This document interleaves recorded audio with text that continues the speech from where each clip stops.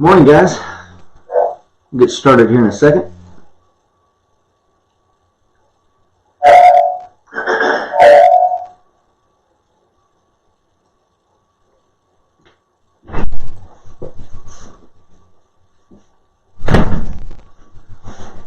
Let's see how many people we got. 17 folks already jumping on this morning. Hey, what are you doing, man? Morning, guys. Look who we're joined with. Let's give you feedback. Oh, yeah. Coffee with Rich. How about that? He doesn't know. He's got a computer here with this volume on, so. We'll get it right one day. Hey, who's hungover? Raise your hand. Oh, Rich Brown. Coffee with Rich. This is my first ever Coffee with Rich, man. What's up? Yeah, welcome to Coffee with Rich, man. Good morning. Those of you that don't know, this is Coffee with Rich. I'm the co-host of the American Warriors Show, joined by my co-host of the American Warriors Show. And like, share, comment. Tell us where you're from. If you're a coin member, we'd love to hear about it. Tell me what coin number you are. Someone just said they're from Broken Arrow, man. Broken Arrow, good morning. That's like 10 minutes from us. Oh, wow. That's awesome. That is close. Coffee with Rich. What are we talking about today, man? Well, first of all, like every week, I tell you about an article you need to check out in our website, the AmericanWarriorSociety.com. All the articles are absolutely free. They cost you nothing. You can go in there and read these. What I want to talk to you about this morning is when the stakes aren't worth the risks. And it's written by attorney Andrew Branca, who wrote The Law of Self-Defense. Just our camera angle. Mike's going to adjust the camera here. Hopefully I won't lose you. I'm a live stream pro. Good. Okay. And of course, he talks about the 5 elements of self-defense: innocence, imminence, reasonableness, avoidance, and proportionality. And he breaks down the case, Mike, of Terry Thompson. Terry, if you may remember, was the guy. He was drunk. He was with his wife. She was deputy. He walks outside the Denny's. He sees Mr. Hernandez urinating. And Terry Thompson decides he's going to save the day. And he ends up choking Mr. Hernandez to death. And just because he wants to get involved in something that he shouldn't have done. Right. Hey, good morning, folks. By the way, do me a favor and share this if you haven't shared this, by the way. I think I'm actually going to go live on my Shooting Performance page. Okay. Because the stuff we're talking about is good stuff. Good morning, folks. Coffee with Rich. Share the live stream. And I wonder how I can do that at the same time. Here we go. So, anyways, get involved. Back to Terry Thompson. He gets involved in something he shouldn't have done. Yeah, so like one of the Andrew makes several points, because at the time he wrote the article, Terry Thompson had hung jury. The first jury that Terry got failed to come to a consensus, so it was a hung jury. And ultimately, he was retried, and the prosecution did get 25 years for the choking death. And then one of the points that Andrew makes is lawful conduct can lose you self-defense. There was nothing unlawful about him going and telling the dude, "Hey man, stop urinating here, bro. Go inside the restaurant, go somewhere else, put your trousers up." But of course, that comment led to an altercation, which led to the Mr. Hernandez's death. So again, make sure the stakes are worth it, dude. If you're going to do that, if you're going to jump into somebody else's problem, then make sure that the stakes are worth it. And if you watch the video, Mike, of Terry hearing that he's going to spend the next 25 years in prison, his knees buckle. Oh, I'm sure. Yeah. You know, interestingly enough, on the show, on our podcast the other day, I talked to Christian Dare. We were talking about the self-defense aspects of jiu-jitsu. You know, I mean, how do you find a place that trains real self-defense? How do you make sure that you're doing what you need to do?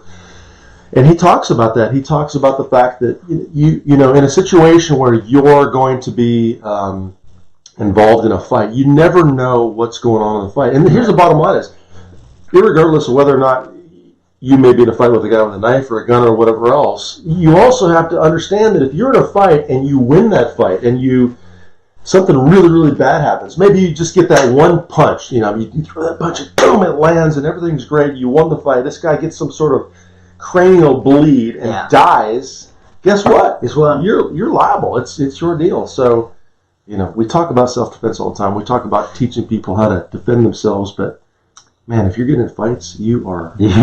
Well, we talked about that yesterday. The idea that in Christian Dare, that's a great show, Mike, that we just put out, you know, and we're lucky to have Christian on the show. One of the things that come out, finally, it took like the last 10 minutes of the show was, you shouldn't be fighting anyway. because that is just absolutely ridiculous. What you should be training and preparing for is to survive a violent, felonious assault. I'm not going to fight anybody in a parking lot. That's never going to happen again. Would it happen in my younger days? Probably. Yeah, because we're stupid. Because we're stupid. Yeah, absolutely. Because we're not smart enough to be sitting here with coffee with Rich. That's right. These wise. Hey, by the way, what kind of coffee are we drinking? Well, I don't know. You tell me. This is actually counterculture. This is counterculture. It's supposed to be darker roast, but it's not actually dark roast. This guy, actually, here's the deal. Local coffee shop.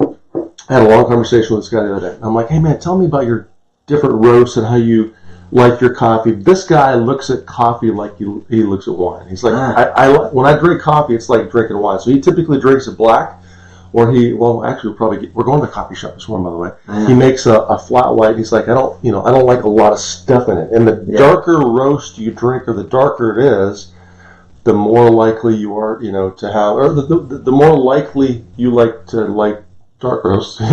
He said, cream and sugar. If you're cream and sugar, yeah. Oh yeah, I am. But if you're a light roast, it's like wine. I'm like, coffee's like wine. I've never heard that. I've never even thought about that.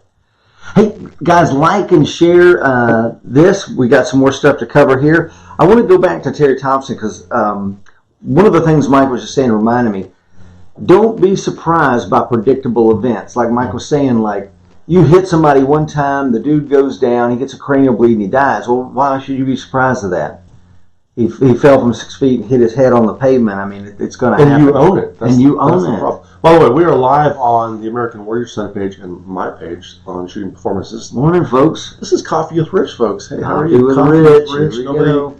People haven't seen me like this. Live to you and live back, so we got one page. Hey, if you're on Shooting Performance right now, do me a favor and jump over to the American Warrior Society page. So we're on live with a different device right now, so jump over to that page if you're able to do that. And I'm going to end this live stream here in a second, so I'll see you over there. So, anyways. And again, guys, make sure you like and share. I'm going to see who's on this morning. Let's take a quick break here. Gosh, we got a lot of people commenting here. Gerald, good morning out there in Oregon, bro. I know it's really early where you are. 4:30. Yeah. Doug, good morning. Josh Slater, good morning. My brother Jeffrey Brown is on. Good morning, Jeff. Hey, Jeff. Little buddy Jeff. Yeah. No kidding, man. Rasmick is on. Sam Day, my old pal. Eric is on. Good morning, Eric. Sammy used to live in Tulsa. I'm in your old stomping ground, Sam. Jeff Day, Tom Dorothy, good morning, sir. Broken Arrow, there we go. I know.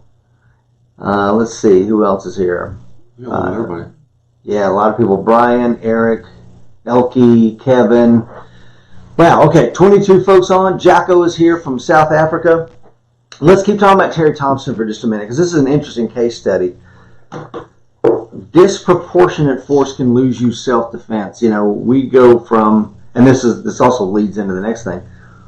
If you're going to use a rear naked choke, which is what Terry Thompson did, he's holding Hernandez down, so he's on top of him. He's a big dude, probably at least 220 pounds. He's got him in a rear naked choke. Hernandez is saying he can't breathe, and eventually he goes unconscious. He holds the choke and maintains the weight on him.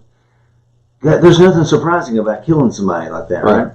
Well, I mean, how long does the guy hold the choke? Here's an interesting thing. Different on a complete side note. By the way, folks, if you're joining us, Coffee with Rich, thank you for joining us. Do me a favor and share and like and all that good stuff. But I was actually on duty on Thanksgiving Day. This is years ago as a police officer in Knoxville, Tennessee. Mm-hmm. And it was probably the worst Thanksgiving I've ever experienced, because it was like call after call after call with some sort of weird domestic craziness. And I actually went to a call where two dudes got in a fight. I had no idea what they were fighting about. Actually, I think it was over a girl. But these two dudes got in a fight. One guy choked the other guy. When I arrived on scene, the dude that got choked was on the ground, unconscious. And we actually did CPR on the guy. He died. Jeez. Yeah, so the dude he fought, same deal. I don't know if it was a rear naked choke, but same deal. Yeah, that disproportionate force. And there's not necessarily anything wrong. I mean, I've choked a lot of people out, and I know you have too, Mike. And it's like, as soon as they're unconscious and I feel the weight drop, it's like time to get off of the dude and let him get some air. Matter of fact, that's what we're talking about. If you don't have this book or the updated version of this book, get the book, because there are so many things that we talk about on the American Warriorship podcast and on these live streams that are really important. You know, you're in a fight. You want to win that fight. You want to do the best you possibly can. But in a situation where the decisions you make will literally affect your future for years. This guy went to prison, right? Terry Thompson, he did, man. And, you know, one of the final things that Andrew points out in the article he wrote, which is absolutely free on the AmericanWarriorSociety.com, was that he fights this amazing legal defense. He spends all this money. He gets a hung jury, and the prosecution goes, yeah, cool story, bro, about the hung jury. I'm going to try your rear end again. Yeah. And what financial resources do you have left at that point? You've drained all your life savings, probably your parents' life savings. You've mortgaged your house. You've done all this crap. You got to go to trial again. Yeah. You're destroyed financially, and oh, by the way, now that you're financially destroyed, you're going to go to prison, and your wife's going to be left behind. Yeah. Now, am I saying that means you never defend yourself? That's not what I'm saying. Right. But, well, I mean, Brock always talks about winning the fight first. Yeah. So if you're in a situation where you're in a fight, you have to win the fight first. But he's also very specific about the fact that you shouldn't be and I think that's the reason we talk about these things. Maybe as a listener, as someone who's watching the live stream right now, you probably don't actually need to hear this, but you might know someone that needs to hear this. Maybe your kid, maybe your relative, or whatever else. You know someone that's like, hey, that's a great point. I never thought about that. Because we all a lot of us like to fight, right? But the point is, man, you end up in the wrong situation, you are toast. You're toast, man. And you're going to spend not just thousands of dollars, but potentially hundreds of thousands of dollars defending yourself and lose and go to prison. Yeah. What is it that he calls it that self-defense is an affirmative defense? So what that means is you're going into the prosecution saying, I did it. I killed this guy. That's the only way you can get self-defense if you go, it wasn't an act of negligence. Right. It wasn't an accident. I killed him on purpose. Yeah. But, and then the but is... You're admitting you did it. You did the crime theoretically. Yeah, exactly. So. You took this other human being's life, or you punched the dude in the face, or you did whatever you did, whatever level of force it was. You're admitting that. So the strength of your self-defense all hinge. So remember this: if they defeat you on self-defense, you're done. You gave them. You've already told them you're guilty. Yeah. Hey, how many people do we have on right now? 34, man. Hey, 34 people on live viewing Coffee with Rich on this Friday morning. It's November 1st, by the way. Oh, yeah. It's November 1st. It's cold outside. It's like freezing cold outside. We were on the back porch last night under some cool gas heaters, maybe having a sip of, what do we have? Weller's. Maybe a little Weller's bourbon last night. So. And this morning, speaking of self-defense, we're going to go to a private with my coach, Christian Dare, who, if you don't listen to the podcast, if you haven't listened to the podcast with us, please, I know 34 of you, 35 now, probably listen to the podcast. If you're up with us, 6:30 a.m., Coffee with Rich, and you probably listen to the podcast. But if you don't, please check it out and share it with other people, tell other people about it. Can I talk about this? You want me to show this? Dude, absolutely. People keep asking. There it is right now. Good morning, Coffee with Rich. I was... blessed and extremely fortunate to pull off my second IDP National Championship, and actually this year is a World Championship year, so that's why they put the little world. The other one, the trophy's above me right there, but it's a world title, so that's why this thing is. And show them your gun. Show them what you showed me. Oh, that's the gun. This is my ESP division, 1911. You can see the wear on it. This is the gun that I've shot the last 2 years in a row that I actually have captured your titles with. So. 2-time national champion gun. I'm just the dummy that pulls the trigger. Gun does all the work. That's, of course, Wilson Combat. So, anyways, we wanted to show that off. World champion. By the way, there were, in the match this year, there were 2 different segments or time frames when the rain hit us. We actually avoided most of the rain. So, if those of you that are watching right now, by the way, are an SO or one of the shooters that had to shoot during that weather, respect, because it was bad. It was like nasty bad. Yeah. So, anyway. Anything specific that anything you saw at this year's match that was different from other years? No, man. There were in this championship there were some really weird and hard positions that I was not prepared for. And one of the things about shooting competitions or matches is it tests your skill. The bottom line is, I think a good course designer, without going to the extreme, is going to try to test you or put you off balance in every way they possibly can. And this year they certainly did that. So, yeah, we were talking about some of that last night. Yeah. So we talked about an article.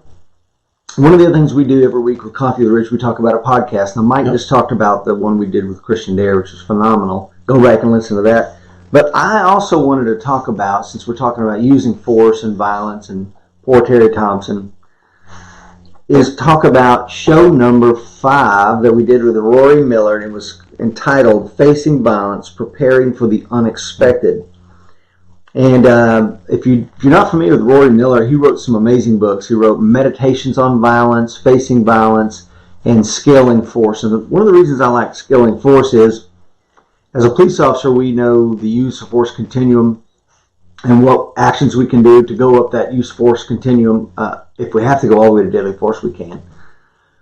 But most civilians are not trained in that. So Rory Miller does a great job breaking down the fact that you need to scale force just like anything else. Well, he's also really good at identifying the fact that a fight is not, pugilistic? Would that be yes. Right? Mm-hmm. Meaning we're never going to get into a situation where it's like, hey, we're going to bow up and chest up and we're going to fight and it's going to go back and forth. You should never, ever, ever be involved in that kind of stuff. It should always be, man, if you're going to fight, you're trying to survive a violent assault. That's right. That someone is partaking upon you. Yeah. There's no, if you're older than 25, folks, you shouldn't be fighting, right? Yeah, and he talks about, two dudes, what do they call it, monkey dance or something like that.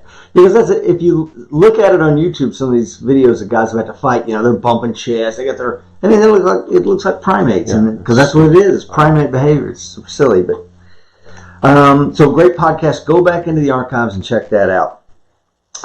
Let's talk about the gadget. You ready to talk about the gadget? So last week we talked about how in 1964, a guy named Alan Littman and his wife Doris and their pet alligator Ernest, they lived in Pittsburgh. Really? They had an alligator? They had an alligator. What's interesting about that is the pet alligator, they lived in Pittsburgh with this damn alligator. This is 1964. Alan is a struggling inventor. He invents some kitchen products. Yeah. And one of their friends, one of Alan and Doris's friends, gets mugged. She's a school teacher. She gets mugged on the street. And so Alan says, I'm going to do something about this. I've got an idea. So he comes up with this thing he calls the assailant incapacitator. And he tries a lot of different products till he comes up with using CN gas as the active ingredient for this product he calls the assailant incapacitator. Yeah. Ooh, fancy name. And thankfully he later changed it to chemical mace. But he applies for a patent in 1964. And in 1966, the company's bought out by Smith & Wesson. Now, what's interesting about this, do you know how much I paid for mace? No. The company? $100,000. Wow. What a freaking amazing deal that was.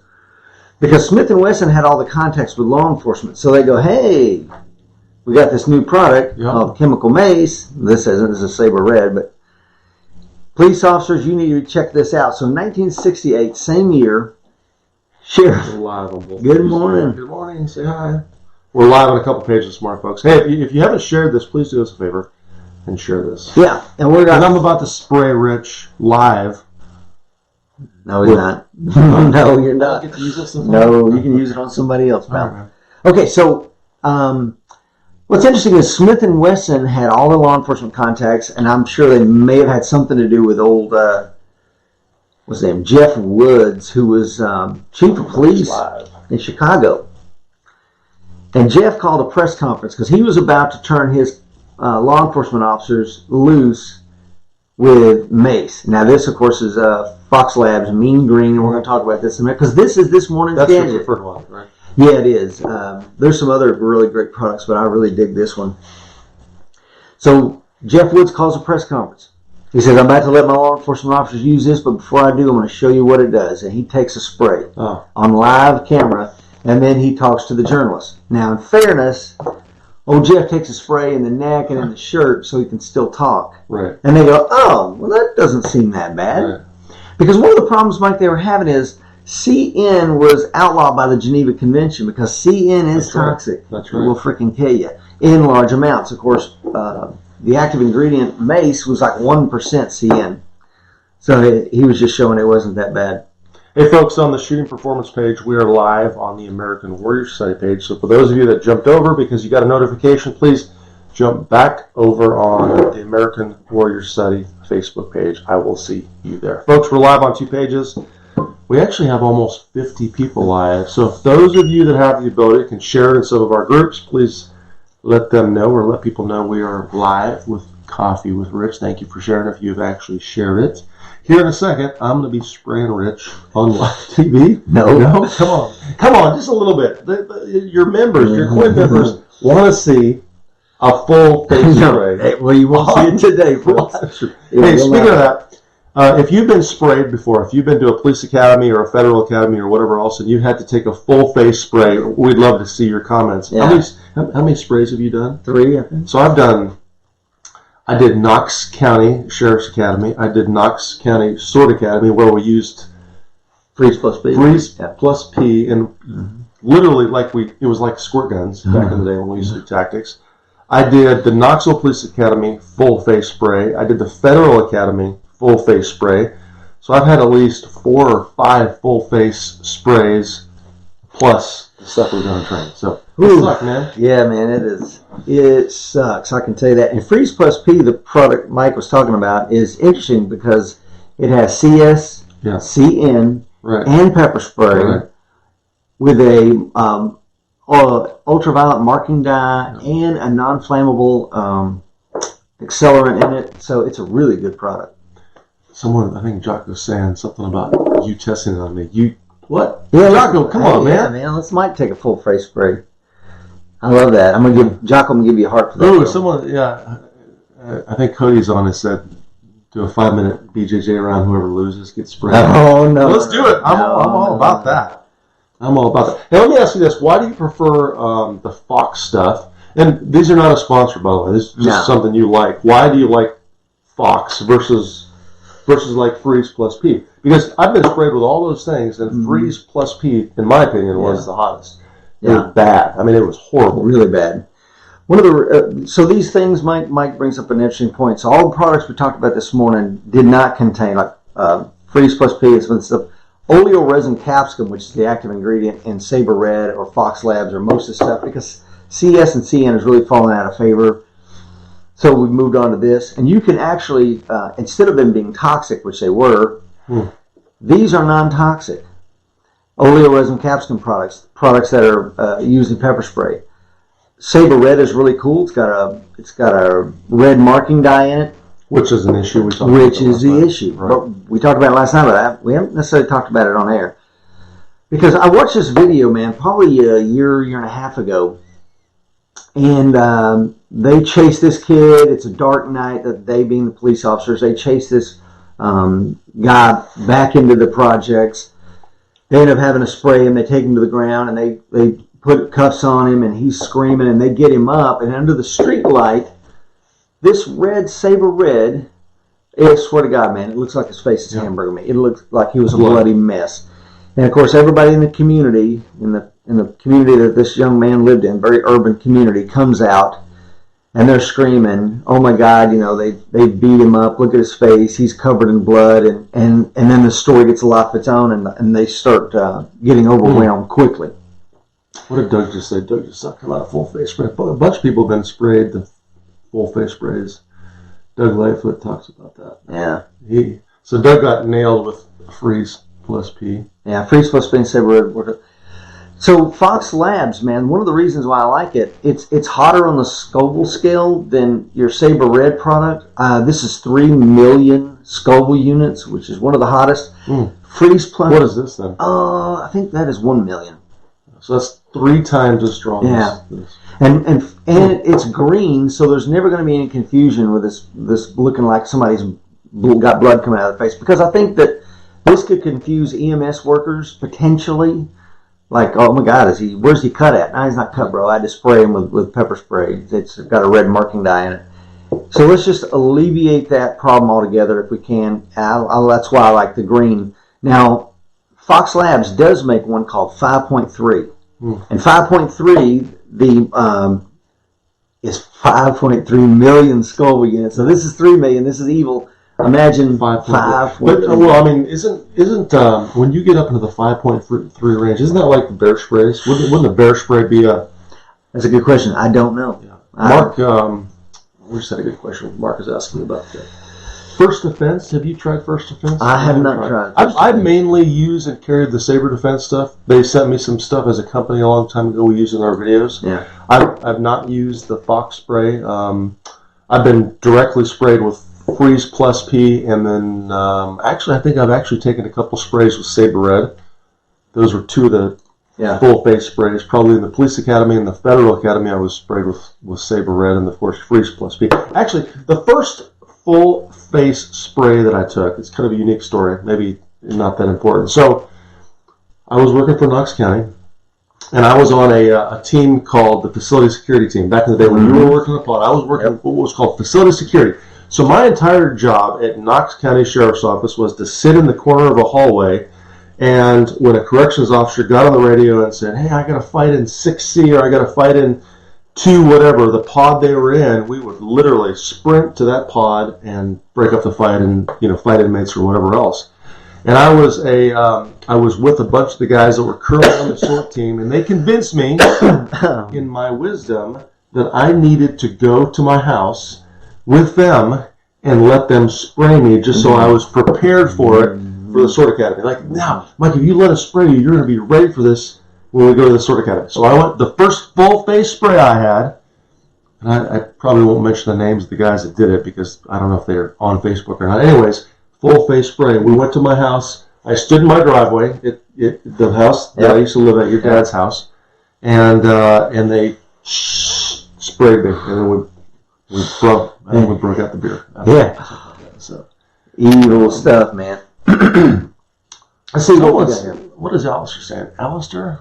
It says, quick note for you guys. Lady last night was driving home from trick-or-treating and was in a car accident. When the ambulance arrived, they thought she had a massive head injury and makeup from Halloween. No kidding. Woo. By the way, happy belated Halloween. Yeah. Halloween was last night. We had a great Halloween. November 1st today. We're just going to hang out. Mark says that First Defense is the only one the military can use. Wow. Good for First Defense, man. They got the market cornered, huh? Travis says, I've been hit with Freeze Plus P in the Academy, Fox in the Department Academy, and just sprayed myself with keychain crap from the store. Fox was much worse for the duration, but the duration was much shorter for Freeze, but the store crap was just that. Well, I can tell you the Freeze Plus P that I got sprayed with was bad. Yeah, real bad stuff. Hey, speaking of that, in terms of carry-in spray, what are your thoughts on a mist versus a stream versus a gel? Or versus a foam? Well, I'll tell you, I'm interested to hear what you guys think. My personal opinion is I love the stream. All these are streams because I can guide the stream. And notice, look, instinctually, when this comes up, I'm grabbing my head because I need to be protecting myself while I'm doing it. And if I'm in a low-vis environment, guess what? I can shine this light and direct my stream as I go. So the problem with the mist, man, it can mist out and mist right back in your face. I can't control what the wind's going to do when somebody attacks me, right? Yeah. Rain could affect it. The foamy ones, that's harder to control. Sometimes it'll just throw a burst of foam. But the stream, man, and the other thing about that, I'm glad you brought that up, is when you use it, I've had 100% success with the dozens of people I've sprayed because I sprayed to the targets down. I don't do like they tell you in the academy. Yeah. One quick burst and then. So Rich has, how many sprays? You probably have. Oh, dozens. Literally. Because you used to spray people all the time. We used to work at a club. You spray. That was where you started spraying people. Yeah, because you worked on the inside. I worked on the inside. We couldn't spray people on the inside. No. On the inside, we had to fight people. We had to do the real manly stuff. Oh, God. He was spraying people on the outside. I was fighting people on the inside. Yeah, so here's the thing. Throwing elbows, leg kicks. Okay, so here's the deal. It's pretty awesome. When they got inside, they'd already be frisked by me. When I'm fighting somebody in the parking lot, I don't know what the hell they got on them. So you're welcome for that. You had a guy carry a gun. I did. I had a guy pull a gun on me. That's for a while. Let's tell that. Hey, folks, by the way, if you're not If you're not with us this morning, Sharon, please share this. Let people know. And if you have a question, we're about to check the comments. If you have a question about spray and whatever else, Rich is the expert on sprays. He's sprayed way more many people than me. I think, as a matter of fact, you've sprayed in context of being a police officer or a bouncer in a club, what, probably 20 times or more? Yeah. So I've sprayed in training. I've never actually sprayed someone on the street. Well, yeah, so let's talk about that real quick. The guy that pulled a gun on came back to shoot me. I was working the door. The fight comes out. He wants to go back inside the club. It's dollar night, so he's like, I want my damn dollar or I'm not leaving. Yeah. So I'm like, hey, no problem, pal. I'll reach in my pocket. I hand him $1 out of my own pocket. Now will you go like you said you'd go? I gave you $1. And he starts swinging on me. So I cage up. His hand deploys the spray him. And he's got a buddy there. And I tell the buddy, I say, hey, look, man, take your friend home. Yeah. He's been sprayed with mace. It's a chemical aerosol irritant. And, of course, they're both cussing me out. And I'm like, take your friend home, wash his face off. He's going to be okay. When you sit him in the car, let the air. I mean, I'm not being nice, dude. You got $1 bill out of my pocket. You made me do this. And he says, I'm going to come back and I'm going to spray in the face with my Gat. This was in the mid-'90s. We used to say Gat. Gat. It's not like his Gat. Yeah. His Gat. Yeah. Like that Gat. So, and I'm like, all right. He leaves, and as he leaves, I write his tag down because I'm like, okay, this seems legit threat here. Yeah. And guess what he does, Mike? He comes back with a gun. He comes back with a gun. Yeah.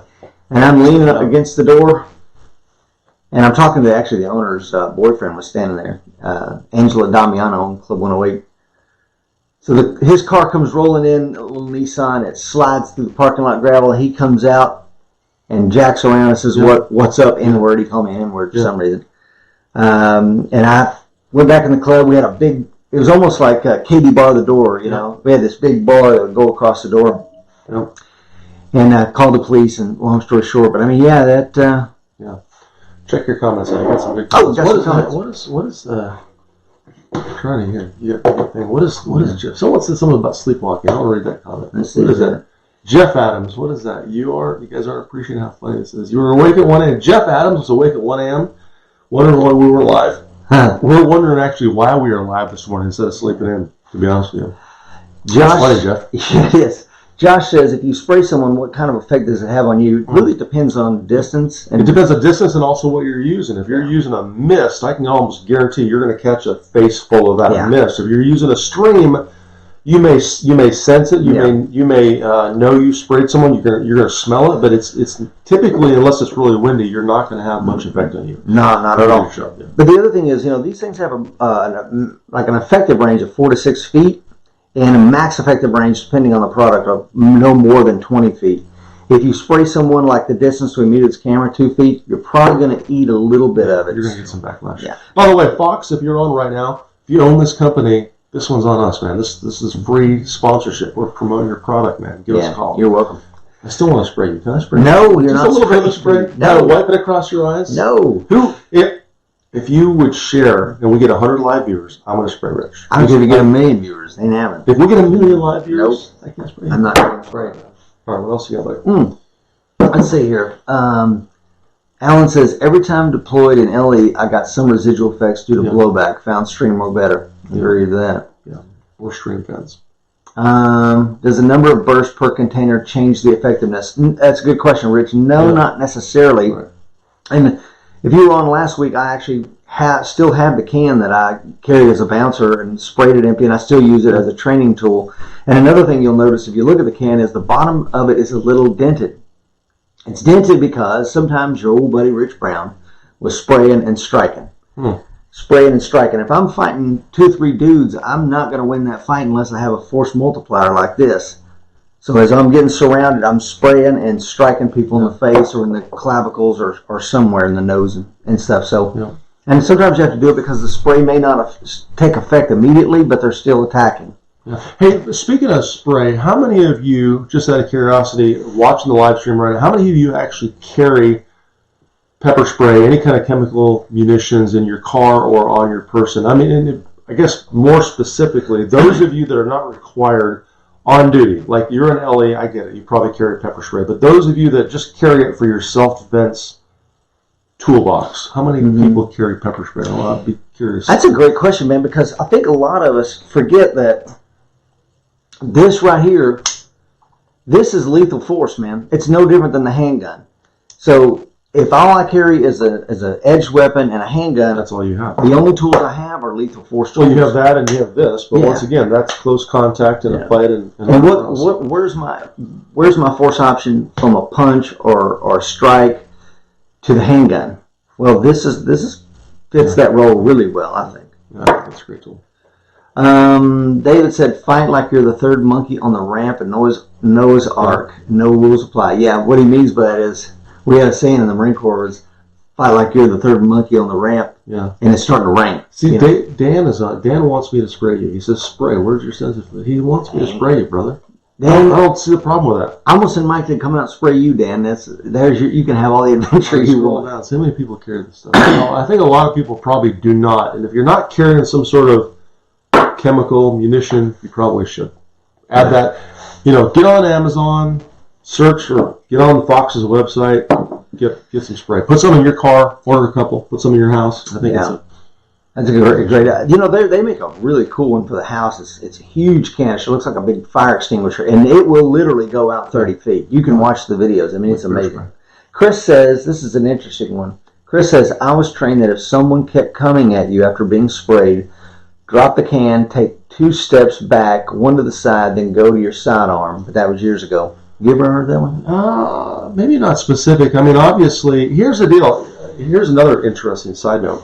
If you are carrying spray, on a serious note, I know I'm talking about or joking about spraying Rich, which I would still actually like to do. I'm sure. But if you are carrying it, you literally probably maybe don't need to do a full face spray on yourself, but spray enough where you can put a little bit on your finger, experience the spray if you're carrying on a regular basis, because you need to understand what it feels like to get sprayed. You need to understand the fact that you can fight through it. I'll give you a great example.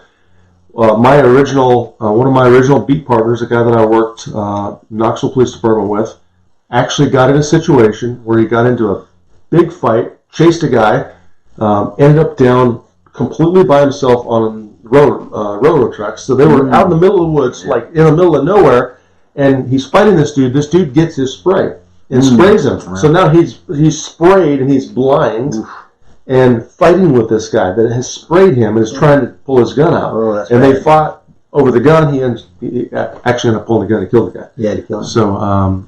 But the point is, if you know what it's like, if you know what the experience is like, it's not going to be as bad if something happens and you get some of that backblast. So strongly recommend that you maybe don't do a full face spray, but seriously though, spray a little bit, wipe your finger on it, put it on your eyes, see what it's like, so you're like, okay, I can deal with this. And if you don't carry it, you really should. Yeah, there's a couple of things. That's a great point, Mike. I encouraged that last week. Take a paper bag and spray some in the paper bag, and take a little bit of an inhale, and you'll spray a little bit on a Q-tip and then wipe it under your eye or something like that. I think you need to understand the effects. That's a great point. You don't want the first time you get sprayed is when you're in the middle of a fight spraying somebody else. Right. Yep. The other thing I like about this Fox product, speaking of that, is it's got this knurling on the side which can help you know where the orientation is, and the safety catch also ensures that the orientation of the spray is in the right position. Somebody said, Razmik says, "I carry Yellow Jacket spray in the car." And Razmik, that's good thinking, but what I will tell you is watch some of the videos on YouTube of people taking a spray to the face from Wasp or Yellow Jacket spray. It's not effective, man. It's not effective, number one, and number two, it's highly toxic, and that can be used against you. This is non-toxic. Yeah. It's going to burn like heck, but it's non-toxic. I will not say that it's non-lethal. I will say it's less lethal, because if you spray this on an asthmatic, someone with respiratory problems, it could be fatal for them. And let's see. Well, Razmik lives in California, so it's probably illegal. No, actually, pepper spray is legal in all 50 states. You can actually carry this on an airplane. This, I believe, is 2 ounce. You can carry up to a 4-ounce can in your checked baggage per TSA. You can carry it in every state in the union, although some states will say they will mandate that the can can't be so big, the strength can't be so much. There's a lot of silly rules, but it is, and you got to be 18 years old and all this other crap. But What else we got here? My employer does not allow me to carry a firearm, so spray is my only option at work. Always in my pocket and backup computer as well. Good deal. This is a good one. Pepper spray also when I travel to states that I can't carry from any honor. That's a great one. Alan says you can fight through it. During training we were sprayed and had to fight in a red man suit for 1 minute. So do we. Yep. Hey, Dave Frazier, good morning, brother. And you can fight through it, by the way. If you're watching this morning, folks, live Coffee with Rich, we're talking about chemical munitions and pepper spray. You absolutely can fight through it. I mean, like I said, I've had 5 or so full face sprays, and the interesting thing is after probably my 3rd or 4th one, I think my last one or one of my last ones was in the Federal Academy. Mm-hmm. So I'm in the Federal Academy in Artesia, New Mexico. I was actually going through the Federal Air Marshal Academy. And I remember they lined the students up and they, had us put our hands down. They sprayed us in the face, this circle spray or T or whatever they did in the face. But I was so used to it by then, I was actually kind of enjoying it. I got sprayed. I'm like, oh, it burns and it's nasty. But I got to watch all these other students just go, they're dying. They're like, I'm dying. I can't breathe. And I'm kind of laughing and chuckling because, like Alan said, it's you can fight through it. So, yeah, man, and. And so let's talk about some of the effects of spray. I almost forgot to tell you about this. Swelling of the mucous membranes, nasal and sinus discharge. You're going to be snotting, profusely coughing, shortness of breath, intense burning of the eyes. Yeah. I think someone said it feels like you've got hot lava rocks under your eyelids. And I thought, man, that's a pretty apt description. Involuntary eye closure, dryness of the eyes, hyperventilation and blood pressure increase, psychological effects, fear, anxiety, panic, and that's a real deal, man. The first time you get it, it's a little panicky being like that. Somebody says, here's that comment. That's a very interesting comment. That's a good point. Sean had a good comment. We're going to read this comment real quick. I was advised once not to carry a spray if I was carrying a gun. The reason being, if you do have to shoot someone, a prosecutor may claim you had a lesser force option. I don't know about that. No, that's like saying don't train with your hands because I would not agree with that one, Sean. Well, we talked about this last week, Mike. One of the reasons why I wanted to do a show on pepper spray was there's so much bad information out there. This one guy says, this is pretty funny, I told you this, he says, now listen here, this here is bear spray, and he holds up. Now you can never, ever, ever, under any circumstance, use this on a human being, man. You can never do it. And I'm like, that's bull crap. Yeah. If you're authorized to use deadly force, folks, and all you have is a bear spray and a hammer, heck, use both. Yeah. Spray them in the face and then smash them in the face with your hammer. Yeah. Because you've reached that level of force where you're in reasonable fear of death or great bodily harm.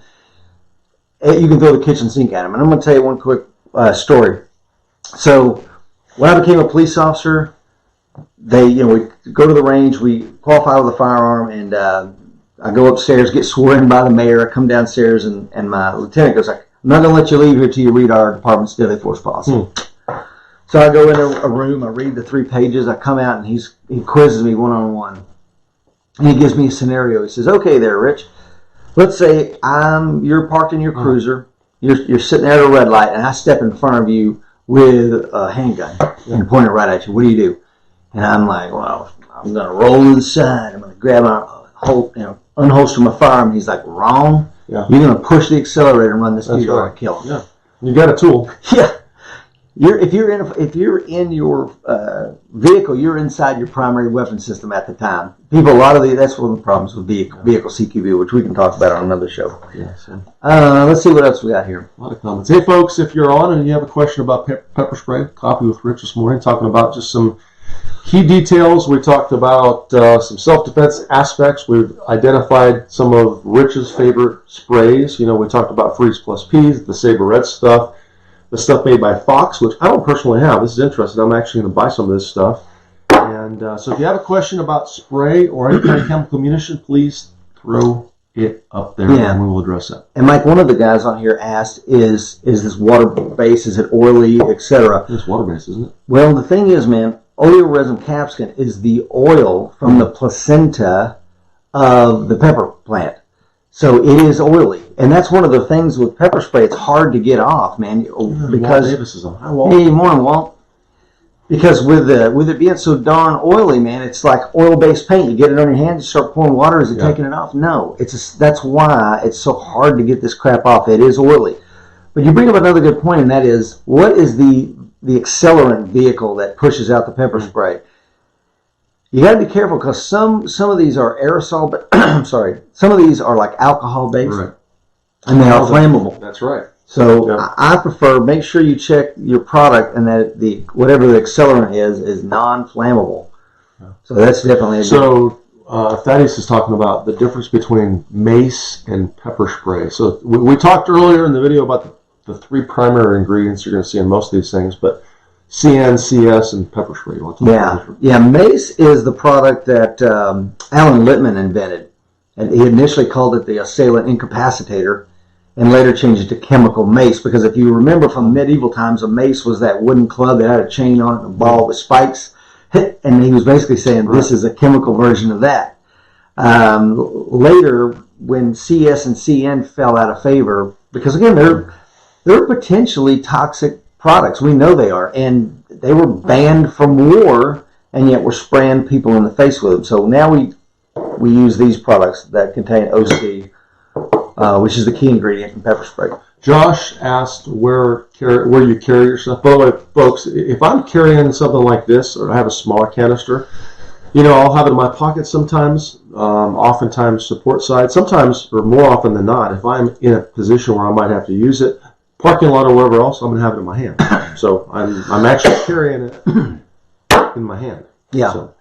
The way that I used to carry it, and when I do carry it now, it'll either be in my pocket, in my hoodie pocket, somewhere where I can access it, so I got the orientation is correct so that my hand comes in and grabs it correctly. Yeah. The other thing is I'll carry it in my back pocket. And if I'm drawing this, I'm having a conversation up here, got my hand up here to protect myself if I need to, while this other hand is surreptitiously drawing and preparing the spray. And if you look, here we go.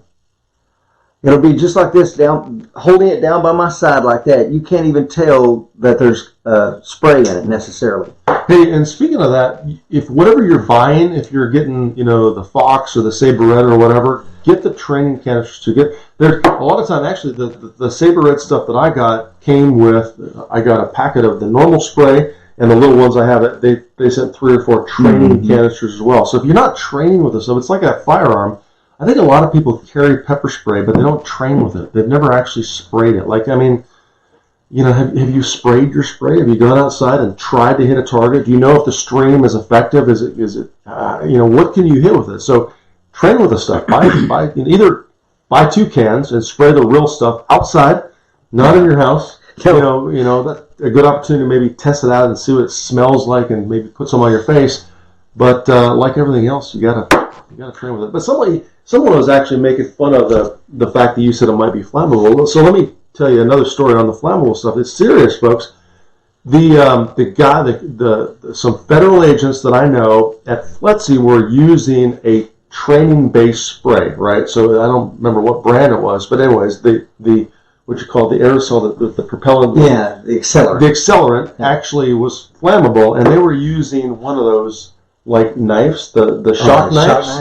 So they were using a shock knife and spray at the same time. So the bad guy had a shock knife, and the good guys, the agents, were spraying with spray. And they did one spray, and the shock knife lit the stuff on fire, and it was like a flamethrower. So that's serious. So folks, understand though, depending on what accelerator is in the stuff, it might be flammable. Be aware of that. So yeah, man, that's a great story. I'd never heard that. We do have some comments. Let's see here. Where's the best place to buy it? I mean, Amazon. You can get it on Amazon. Let's see. Best method to carry it. Let's see. Good morning, Chris. Good morning, Steve. Good morning, Wendy. Chris. Which one am I using now? I use both, man. Yeah. I keep, my truck, my F-150 has 2 little things with 2 little compartments in it. I keep both of them right there. Right. And when I get out of my truck, I put it in my pocket. And I keep 2 in there because I don't want to accidentally hit the one that doesn't have the spray if I get attacked in my vehicle and I can't get out. Yeah. Christopher has a question about his house. Maybe we can cover that next. Ooh, that would be a good one. That would actually be a great one. Yeah. But we talked about there are pepper spray products for home use, and they come in they mount to the wall just like you would a fire extinguisher. Fire extinguisher, I had one more thing about pepper spray. I can't remember now. Any questions for us? All right, folks. Coffee with Rich and Mike. Yeah. This morning we got up early to do coffee with Rich, even though we're hanging out, having a good time. And what else you got, man? If you haven't shared this, please share this. If you're watching this later on during the day, please let people know we are on. You're going to be live next week on Friday? Yep, next Friday. Next week on Friday. Of course, if you don't jump on my live streams, which most of you probably do, I'm live on Wednesday mornings typically. You can go to the Shooting Performance page and check out my events. You can go to the American Warrior Center page, which you're watching on right now, check out the events, and you can see what Rich and I are both doing. So, yeah, I know what I was going to say, Mike. Somebody just reminded me here, I see a lot of complaints on Amazon about expired or almost expired pepper spray, so I'll buy mine locally so I can verify the expiration dates before purchasing. That's a smart idea. And I was going to talk about that. A lot of times, I'm telling you, man, I hear cops say they would try this one time. It doesn't work. Mm-hmm. Because they do what they're trained to do. Yeah. And I assess the situation. Is that what you do? You fire them, you shoot one round and drop to some weird stool position and check out what's going on, or do you shoot to the target's down? Right. It's the same thing with this damn pepper spray, guys. You have to direct the spray. Shot placement matters. If you don't hit them in the eyes, it ain't going to work. Right. How should you spray them in the face? I like the Z pattern or making a circle. What do you think? I don't know if it matters, dude. Just eyes, nose, spray until you have effect. I mean, you're going to know an effect. It's going to be, if you've never been sprayed, once you get hit and it finally has effect, it's horrific. It's like, the way it was described to me and that I experienced the first time, it's like your eyes slam shut. It's like your mouth and your eyes slam shut. It's like you can't breathe for a second. Because your body goes, hey, there's something foreign here that this is not good. Do not breathe it in. And I like that concept of actually spraying until they're down. We're not saying to use, some of this stuff excessively, but, defend yourself to the point where it's effective. And again, is it going to be as effective if you spray me with glasses on? Probably not. So guess what you got to do? You got to go up to the forehead and let that stuff drain in their eyes. Go to the nose and the mouth. Give them a mouthful. On the can of Fox, and they're not being comical, it says for best results, spray directly in the face of the attacker. And so I mentioned last week, Mike, a lot of my law enforcement brothers, when they'd say it didn't work, I'd go and look at the suspect they just sprayed it on. And they'd have a mark across their neck, a mark on their chin, a mark across their ear because they were turning their face away. Right. Well, no kidding, guys. Of course it didn't work. You didn't attack the places that produce mucus, the eyes, the nose, the mouth. It's like a squirt gun, man. It is. Effectively squirt. Jocko asked how about the expiration date. I think the expiration date on the spray is probably something you need to pay attention to. It's probably super important. That doesn't mean that if this stuff is expired, like this is... It was manufactured on the made. But, I would say that if this passed the expiration date and I spray Rich with it right now, can I try it? No. It's still going to work. But, if you're carrying it for self-defense, that's like carrying crappy ammo. That's like carrying a knife that's rusty or old. Buy some new stuff. Use the old stuff to train with. If you got some stuff that expired, go outside and set up your bob and practice your sprays. Speaking of that, expired, how often should someone be changing out their self-defense ammo? Oh, you leave it in your magazine. Good question. I don't know. I would say that it probably depends on whether or not you're loading and reloading the gun. If for example, my carry gun stays loaded, so I'm not continually chambering that round. But it's not going to go bad. But then again, I can't imagine not changing out once every 6 months or a year, maybe. Yeah. Maybe even if you had some self-defense ammo that you're not loading over and over and over again, which tends to compress the round, well, maybe every 6 months you go out and shoot a cold 5x5 skills test with your carry gun in your carry gear, and when you're done with that 5x5 test, then replace the ammo. So. Doug says the spray itself does not necessarily expire, but the propellant goes bad over time, and he's absolutely right. This oil, the oleoresin capsicum oil, will be vicious probably forever. Yeah. But the stuff will break down that's propelling. That's a great point. Mark says ear tip to ear tip. So spray right across there. I like that. Yeah. Gerald says if you could only buy one, which would you buy? I'm going to say Fox, man. And maybe I would do the 5.3. Fox claims that they've refined their OC, the oil that they extract to the point where it's absolutely crystal clear. So they do Fox makes a product, and again, they're not sponsored of the show, but they make a thing called White Lightning, and it has only infrared marking dye, so that when you spray somebody, it's as clear as water. And you can only see that they've been sprayed under black light, so that's something you may want to think about. Jeff Brown, same thing with flares on a boat. Yeah. Yeah, change them out, guys. Yeah, great one. Alan says self-defense ammo, change it out at least once a year. Yeah, I agree with that. Yeah, Jocko says the same thing as Doug. Any other questions for us? I think we've kept you on here, gosh, almost an hour. Where has the time gone? Yeah. Copy for an hour. We should have slept in this one, man. Oh, no. All right, folks. Hey, Coffee with Rich. This is not something I normally get to jump on with. Of course, we're here talking about American Warrior Society stuff and some of the things we're going to do to the vault and stuff like that in the future. So if you're watching this live, please tell people about it. And if you're not an AWS member, consider it. Go to AmericanWarriorSociety.com and check out the website. You can do a 14-day free trial for nothing, so you can log into the vault and check all the cool things out on the inside. And then if you wanted to, you could cancel it 13 days in. Not that we would want you to do that. If you're a coin member, thank you so much for joining. A lot of people that we know on, names that are familiar to us this morning, so thank you so much for joining us. Anything else before? Yeah, we got some another question here. Travis, Jocko wants to know, out of curiosity, what self-defense ammo are you running right now? I actually have Gold Dot 124 grain jacketed hollow points in my self-defense gun. You know what? A lot of people ask me that question. I'm not a big... You don't nerd out on. I don't nerd out on self-defense ammo. I typically pick something that the local police or the FBI is carrying that they've tested extensively. Something that shoots good in my gun, that feeds reliably and well. Most of the ammo that I'm shooting feeds. I mean, most of my guns feed whatever ammo I put in it. I don't know, man. There's some. Yeah.